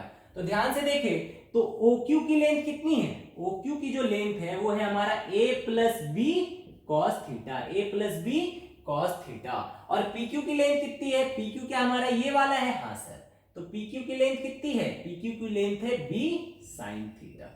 ठीक है, अगर ये एक राइट एंगल ट्रायंगल है तो बताओ ये वाली लेंथ, यही लेंथ निकालनी है ना मुझे, ये वाली लेंथ, तो बताओ ये लेंथ कितनी होगी, दैट इज इसे हम लोग क्या बोलेंगे मैग्नीट्यूड ऑफ आर, है ना। तो बताओ ये मॉड आर कितनी होगी, ये length A plus B cos theta, ये हमारी B sin थीटा, तो बताओ ये R कितना होगा, निकाल सकते, बिल्कुल निकाल सकते हैं सर। ध्यान से देखो तो ये हाइपोटेनस है क्या, हाँ, तो R को क्या लिखेंगे हम लोग, अगर ये हाइपोटेनस है तो लिखा जाएगा R square is equal to OQ square plus, है ना, या ये O, ये P और ये Q, ऐसे लिखो OP square is equal to OQ square plus PQ square. ठीक है, तो OP क्या है, OP ही तो मैग्नीट्यूड ऑफ R है, एंड OQ क्या है, OQ है sir A plus B cos theta का square, A plus B cos theta का होल स्क्वायर, और ये क्या है B sin थीटा का स्क्वायर। ठीक है, इसे तोड़ो आप, R square is equal to A square plus B square cos square theta plus 2AB cos theta plus यहां क्या आ जाएगा B square sin square theta. अब ध्यान से देख, तो B square cos square theta और B square sin square theta में हम B स्क्वायर को कॉमन ले ले तो अंदर क्या cos square plus sin square बचेगा, और cos square plus sin square किसके बराबर होता है, 1 के बराबर होता है। ठीक है, तो यहाँ 1 आ जाएगा अंदर में, तो 1 इंटू B स्क्वायर ही रह जाएगा, साथ में बचेगा 2AB cos थीटा। थीटा क्या है हमारा? थीटा है ए वेक्टर और बी वेक्टर के बीच का एंगल। तो आर स्क्वायर इतना आ जाएगा, तो आर किसके बराबर आएगा? Under root of A square plus B square plus 2ab cos theta. क्या हमें मैग्नीट्यूड पता चल गई? हाँ सर, हमें मैग्नीट्यूड पता चल गई। अब हमें क्या पता करना है? अब हमें डायरेक्शन पता करना है। डायरेक्शन मतलब क्या? कि डायरेक्शन क्या होता था, दैट इज की अगर ये हमारा एक वेक्टर है तो इसकी डायरेक्शन हम कैसे बोलते थे कि सर एक्स एक्सिस से कितने एंगल पे है, डायरेक्शन है ना। तो हमें क्या करना है कि अगर एक वेक्टर पता है तो उस वेक्टर से कितने एंगल पर जो रिजल्टेंट आ रहा है वो है, ठीक है, वो एंगल निकालना है। एंगल ही हमें डायरेक्शन बताएगा, ठीक है। तो यहां से जैसे यहां से 30 डिग्री पे, तो 30 डिग्री मतलब इस डायरेक्शन की बात कर रहा है। 57 डिग्री पे, तो अगर ये पूरा एंगल 57 है मतलब इस डिग्री की। 60 डिग्री पे, तो यहां से 60 डिग्री मतलब इस एंगल की, इस वाले डायरेक्शन की बात कर रहे हैं, ठीक है। तो एंगल हमें डायरेक्शन बताता है, ठीक। तो अब हमें क्या फाइंड करना है? वो एंगल फाइंड करना है। तो ये अगर इसे क्या मान ले हम? अल्फा। अल्फा मतलब क्या? ये एंगल अल्फा है ना, ये अल्फा मतलब ये वाला एंगल अल्फा। ध्यान से देख तो QOP, QOP यही वाला एंगल निकालना है। तो टेन अल्फा को हम क्या लिख सकते हैं सर? टेन अल्फा को हम लिख सकते हैं b sin theta, b sin theta upon a plus b cos theta, है ना। तो b sin theta upon a plus b cos theta, ये हमारा क्या हो जाएगा? ये हमारा हो जाएगा एंगल। एंगल ये तो टेन अल्फा। अल्फा कैसे निकालेंगे? अल्फा उधर क्या ले जाओ? टेन इनवर्स, है ना, tan inverse b sin theta upon a plus b cos theta, ठीक है। तो ये हो जाएगा हमारा एक्चुअली एंगल। ये तो टेन अल्फा है और अल्फा ही हमारा क्या है? एंगल है। तो यहां से हमने क्या सीखा? यहां पे सर हमने जो वेक्टर हमने निकालना सीखा, दैट इज एडिशन करना सीखा था। उस एडिशन का जो रिजल्टेंट आया था, उस रिजल्टेंट की मैग्नीट्यूड क्या होगी, उस रिजल्टेंट की डायरेक्शन क्या होगी, वो हमें, है ना, पैरेललोग्राम लॉ से ऐसे पता चलता है, ठीक है। क्या सर पैरेललोग्राम नहीं बनाते तो नहीं बन पाता क्या सर? पैरेललोग्राम आप नहीं बनाते तो भी ये बन जाता। पैरेललोग्राम बनाने के लिए आपने किया क्या है? यही खींचा था ना भाई। ऊपर वाले इधर वाले का कोई काम पड़ा क्या आपको? कोई काम नहीं पड़ा। अगर मैं ट्रायंगल बनाता ए वेक्टर बी वेक्टर, क्या उससे भी ये पूरा काम हो जाता? उससे भी ये पूरा काम हो जाता, ठीक है। तो जनरल मेथड ऐसे ही करते हैं, ठीक है। बट एक पैरेललोग्राम बना देने से, अपने बुक में क्या दे रखा है? पैरेललोग्राम लॉ दे रखा है।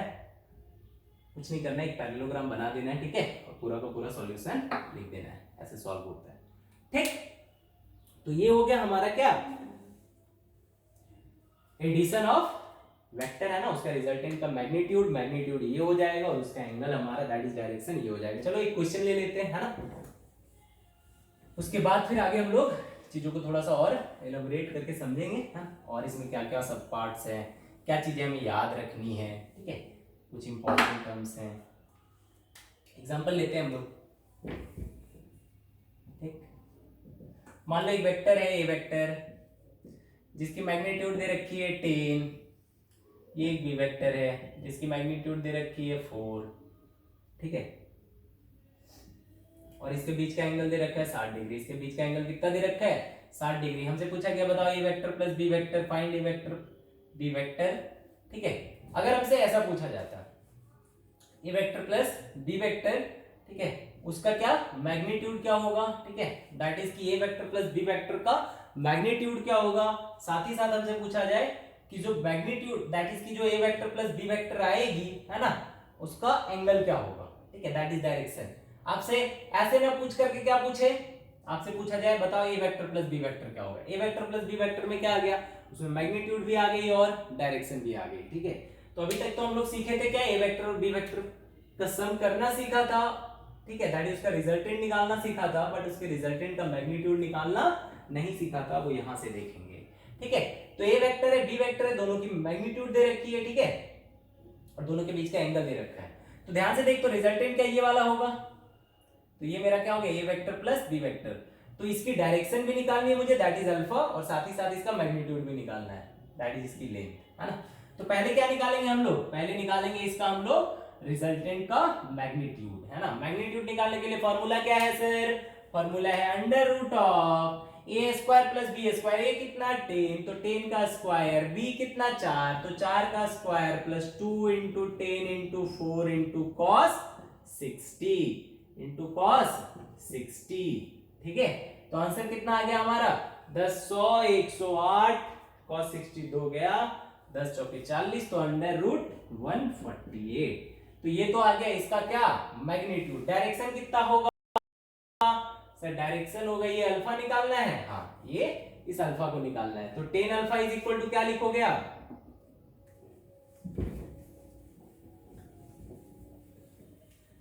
10 अल्फा क्या लिखेंगे हम लोग सर 10 अल्फा लिखेंगे b sine theta. b sine theta मतलब b क्या है 4 है ना, b क्या है 4, ये निकालना है हमें b साइन 60।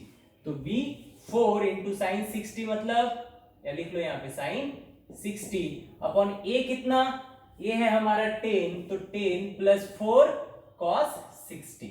ठीक है, आंसर कितना आ गया √3/2 2 √3 और 10 4 इंटू 1/2 2 तो 10 2 12 6 दैट इज √3/6। अब इसको 3 इंटू 2 लिखोगे तो ये 1/2 √3 आ जाएगा। तो 10 अल्फा किसके बराबर आ गया 1/2 √3। तो अल्फा कितना आ गया 10 इनवर्स 1/2 √3। तो ए वेक्टर प्लस बी वेक्टर क्या लिखेंगे √148 है ना, और direction 10 inverse 1 along the direction 10 inverse 1/2 √3 from A vector. ठीक है, तो क्या लिखोगे इसे √148 है ना along द डायरेक्शन क्या लिखोगे along द डायरेक्शन 10 इनवर्स 1/2 √3 है ना फ्रॉम ए वेक्टर। ठीक है, along the direction 10 inverse 1/2 √3 from A vector है ना, इन किस डायरेक्शन में एंटी क्लॉकवाइज डायरेक्शन। ठीक है, एंगल लिख देना from A vector in anti clockwise direction. ठीक है, तो ऐसे करके हम लोग ए वेक्टर प्लस बी वेक्टर, ए वेक्टर प्लस बी वेक्टर मतलब हमसे क्या पूछा आर वेक्टर ही पूछा ना, तो आर वेक्टर की मैग्नीट्यूड और डायरेक्शन निकालनी है। ठीक है, चलिए देखिए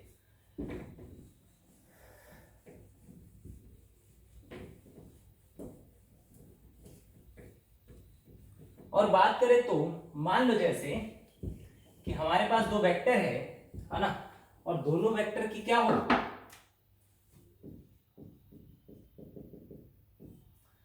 ठीक है, दो वेक्टर दे रखे हैं और दोनों वेक्टर की मैग्नीट्यूड क्या है। नोट करना पहला कि अगर ए वेक्टर और बी वेक्टर के मैग्नीट्यूड क्या है सेम है। ठीक है, मान लो ए वेक्टर और बी वेक्टर दोनों का मैग्नीट्यूड क्या है सेम है, तो रिजल्टेंट की मैग्नीट्यूड क्या लिखेंगे सर, रिजल्टेंट की मैग्नीट्यूड लिखेंगे under root of A square plus B square. तो ए की जगह क्या लिखोगे मैग्नीट्यूड कितना है एल, तो L square plus L square कितना हो गया 2l square 2a into B that is L into L क्या हो जाएगा L square into cos theta. ध्यान से एल स्क्वायर हो जाएगा 2l square plus 2l square cos theta. अब यहां से क्या करो आप 2l स्क्वायर को कॉमन ले लो। ठीक है, तो देख l बाहर आ जाएगा और ये आ जाएगा 2 इंटू 1 प्लस cos थीटा। याद कर तो cos 2 थीटा का फॉर्मूला होता है cos 2 थीटा, याद कर cos a प्लस b का फॉर्मूला याद है cos a into cos b minus sin a into sin b। यहाँ पे cos थीटा प्लस थीटा है तो cos theta into cos theta cos square theta minus sin theta into sin theta sin square theta.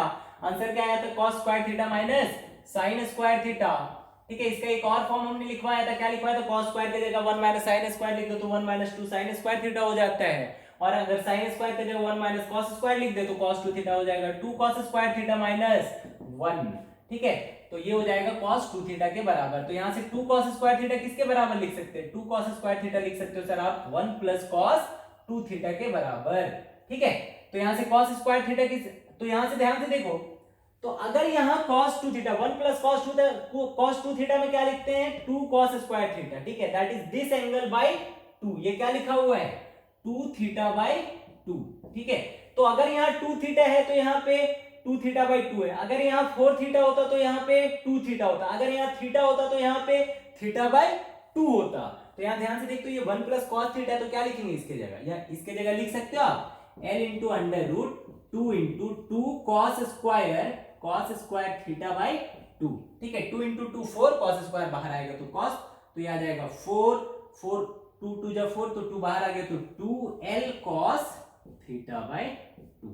ठीक है, ये हमारा क्या आ गया, रिजल्टेंट का मैग्नीट्यूड। कब, जब ए और बी दोनों क्या हो, बराबर हो। ठीक है, एंगल कितना हो जाएगा सर, बैठा लो साहब एंगल, है ना, एंगल बैठा लो, एंगल भी आ जाएगा आपका, क्या जाएगा, alpha, alpha is equal to B sine theta, B कितना है एल, तो L sine theta upon L plus L cos theta, L को बाहर ले लो तो L into one plus cos theta. ध्यान से सुन, तो साइन टू थीटा को हम क्या लिखते हैं, two sine theta into cos theta, तो यहाँ sine two theta sine theta है, तो यहाँ पे क्या लिखेंगे, L into two sine theta by two into cos theta by two, लिख सकते हो ना भाई। ठीक है, टू थीटा तो यहाँ two into theta by to कर देगा, ठीक, अपॉन, अच्छा इस एल से एल को काट दो ना, ये एल वाला कहानी खत्म। ये वन प्लस कॉस थीटा को क्या लिख सकते हो, वन प्लस कॉस थीटा को लिख सकते हो two cos square theta by two, तो इसको लिख दो two cos square theta by two. देखो एक कॉस थीटा बाई टू से एक cos theta by two cut जाएगा, टू से टू कट जाएगा, क्या आएगा, sine theta by two upon cos theta by two, that is tan theta by two. तो अल्फा, और यहाँ टेन इनवर्स, अच्छा इसको टेन अल्फा लिख लो, ठीक है, तो टेन अल्फा किसके बराबर आ गया, टेन थीटा बाई टू के बराबर, तो अल्फा कितना आ जाएगा, थीटा बाई टू के बराबर आ जाएगा। ठीक है, तो ये हो गया हमारा, दैट इज कंडीशन जब ए और बी क्या हो, दोनों बराबर हो। ठीक है, अगर मान लो कि मुझे दो वेक्टर का सबट्रैक्शन निकालना है, ठीक है, दो वेक्टर का क्या निकालना है, सबट्रैक्शन निकालना है, ठीक, तब क्या करेंगे सर, एडिशन वाला तो आपने बता दिया, सबट्रैक्शन कैसे निकलेगा, देखो सबट्रैक्शन में मैंने कुछ बताया था क्या आपको, कि सबट्रैक्शन के लिए कोई अलग रूल नहीं होता। तो अगर मान लो ये बी वेक्टर है, ये ए वेक्टर है, इन दोनों का रिजल्टेंट ये है ना, इन दोनों का बीच का एंगल थीटा है, ठीक है साहब, तो ये रिजल्टेंट ए वेक्टर प्लस बी वेक्टर है। हमें क्या निकालना है, A vector minus B vector, तो किसका किसका सम, ए वेक्टर और माइनस बी वेक्टर का सम। तो इस बी वेक्टर का क्या करो, एक ऑपोजिट वेक्टर ले लो, क्या यही हमारा माइनस बी वेक्टर होगा, हाँ सर, यही हमारा क्या होगा, माइनस बी वेक्टर होगा। अब ध्यान से देख, तो इन दोनों का that is A vector minus B vector का रिजल्टेंट क्या ये वाला हो जाएगा, हाँ सर, ठीक है, तो बताओ ये क्या है हमारा, ए वेक्टर माइनस बी वेक्टर, क्या यही रिजल्टेंट हमें चाहिए था, हाँ सर, ठीक है, तो फिर से रिजल्टेंट निकालेंगे, A vector minus B vector का, A vector minus B vector का मैग्नीट्यूड क्या हो जाएगा, mod R vector is equal to under root of, ये क्या लिखा हुआ है, A vector plus of minus B vector, plus of minus B vector, ठीक है, ध्यान से देख, तो क्या लिखोगे आप, अगर इन दो वेक्टर का सम लिखना है तो लिखेंगे A vector, sorry A square that is magnitude plus B square plus two mod A, है ना, that is magnitude of A, B का मैग्नीट्यूड लिखना है, नेगेटिव क्या शो करता है, डायरेक्शन, तो मैग्नीट्यूड कितना हो गया, बी कॉस, एंगल कितना भाई, एंगल लिखना है, किसके किसके बीच का एंगल लिखेंगे, दिस वेक्टर और दिस वेक्टर, मतलब इस वेक्टर और इस वेक्टर के बीच का एंगल, तो ए वेक्टर और माइनस बी वेक्टर के बीच का एंगल कितना है, अगर ये एंगल थीटा है तो ये एंगल हो जाएगा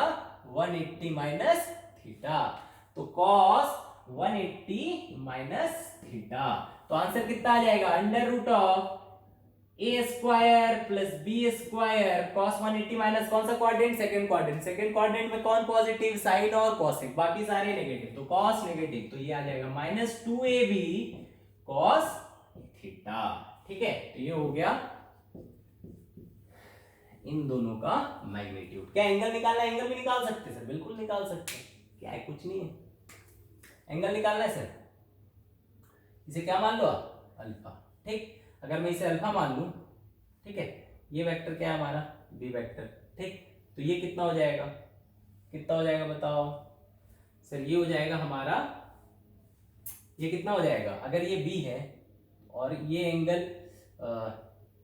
एंगल थीटा है, ठीक है, ये एंगल कितना, थीटा, ये एंगल थीटा, तो ये एंगल थीटा, तो ये कितना हो जाएगा, ये हो जाएगा बी कॉस थीटा, ठीक, और ये एंगल कितना हो जाएगा, ये हो जाएगा बी साइन थीटा, ठीक, तो ध्यान से देख, तो अल्फा क्या लिखोगे, ये पूरा कितना है, ये पूरा है हमारा, ये पूरा कितना है, ए, यहां से यहां तक कितना, बी कॉस थीटा, तो टेन अल्फा क्या लिखोगे, पी बाई बी, यहां से यहां तक, है ना, तो ये लेंथ कितनी होगी, ये होगी, देखो ये पूरा ए और ये कितना बी कॉस थीटा, तो ये हो गया ए माइनस बी कॉस थीटा, ये कितना है ये अगर b है, ये कितना है, लेंथ कितनी है b, और ये थीटा है, तो ये परपेंडिकुलर क्या हो जाएगा, b sin थीटा। ठीक है, तो आंसर क्या आएगा, देख आंसर आएगा टेन अल्फा, क्या लिखोगे आप, टेन अल्फा लिखोगे b sin थीटा अपॉन ये वाली लेंथ कितनी, that is tan alpha is equal to perpendicular upon base, तो ये लेंथ कितना हो जाएगा, a minus B cos theta, a minus B cos theta. अच्छा सर, मुझे तो फॉर्मूला एक ही ना याद करना है सर, दो आप वेक्टर के बीच का आप बता दिए, तो जैसे यहाँ पे आपने दोनों के बीच का एंगल वाला फॉर्मूले में एंगल बैठा दिया, ठीक है, उसी तरीके आप एंगल वाला यहाँ पे भी बैठा दो, तो आना चाहिए ना आंसर, बिल्कुल आना चाहिए। तो हमने क्या पढ़ा था, tan alpha is equal to B sine theta, ठीक है, जहां पे थीटा ए और बी के बीच का एंगल होता है, दैट इज एक वेक्टर और दूसरे वेक्टर के बीच का एंगल होता है, यहाँ पे इन दोनों के बीच का एंगल कितना है, 180 माइनस थीटा, तो क्या लिखोगे, B sine 180 minus theta upon A plus B cos, दोनों के बीच का एंगल कितना, 180 माइनस थीटा। ठीक है, ये क्या लिखा हो भाई, आप लोगों के दिमाग में ये कहीं नहीं ना जा रहा है कि बी को सर माइनस बी क्यों नहीं लिख रहे हैं, भाई साहब ये वेक्टर, ये माइनस क्या दिखा रहा है, डायरेक्शन दिखा रहा है, हमें क्या लिखना है, सिर्फ और सिर्फ मैग्नीट्यूड। इस ए का मतलब क्या है, मैग्नीट्यूड ऑफ ए, इस बी का मतलब क्या है, मैग्नीट्यूड ऑफ बी, मैग्नीट्यूड का मतलब सिर्फ और सिर्फ पॉजिटिव क्वांटिटी लिखना है, दैट इज कि अगर ये माइनस 4 आई कैप लिखा हुआ तो मैग्नीट्यूड कितनी है, 4 है, मैग्नीट्यूड कितनी है, 4 है। ठीक है, तो ये बी हमारा वो मैग्नीट्यूड है।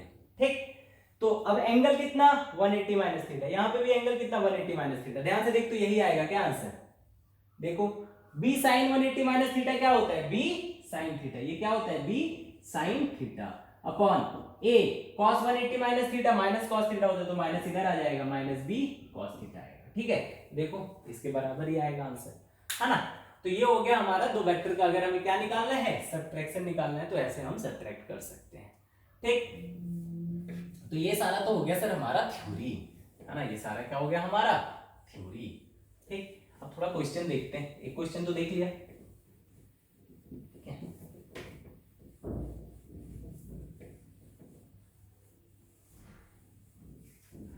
मान लो कि आपके पास एक वेक्टर दिया हुआ है ए वेक्टर जिसकी लेंथ कितनी है 10, एक वेक्टर दिया हुआ है बी वेक्टर जिसकी लेंथ कितनी है 5, है ना, दैट इज 10 यूनिट, और इधर कितना है 5 यूनिट, और दोनों के बीच का एंगल कितना दे रखा है 53 डिग्री। ठीक है, और आपसे क्वेश्चन पूछा गया है find resultant that is R vector, या r1 vector is equal to a vector plus b vector कितना होगा, है ना, दैट इज इसकी मैग्नीट्यूड, है ना, मैग्नीट्यूड और साथ ही साथ एंगल निकालना है। आप क्या करोगे, मॉड r1 निकालोगे और साथ ही साथ क्या करोगे, यहां से अल्फा 1 कितना होगा, ये दोनों आपको निकालना है। ठीक, साथ ही साथ आपको r2 वेक्टर निकालना है, r2 वेक्टर मतलब a vector minus b vector निकालना है, मतलब कि आपको यहाँ मॉड r2 निकालना है ना, और अल्फा 2 निकालना है। ठीक है, नेक्स्ट क्वेश्चन देखिए, नेक्स्ट क्वेश्चन है कि एक वेक्टर ए वेक्टर इधर है ना, जिसकी लेंथ 10 यूनिट है, बी वेक्टर हमारा इसके परपेंडिकुलर इधर है, इसकी भी लेंथ कितनी है 10 यूनिट है। ठीक है, और मुझे क्या करना है, इन दोनों का रिजल्टेंट निकालना है, ये वाला रिजल्टेंट। ठीक, ये हो गया आर वेक्टर। और क्या करना है, एक एग्जांपल ये भी ले लो, mod of A vector is equal to mod of B vector is equal to L है। ठीक है, मतलब दो वेक्टर है, ठीक है, दोनों का मैग्नीट्यूड क्या है, सेम है। क्वेश्चन है find angle between a vector and b vector, so that find angle between a vector and b vector so that क्या हो, सो दैट मैग्नीट्यूड ऑफ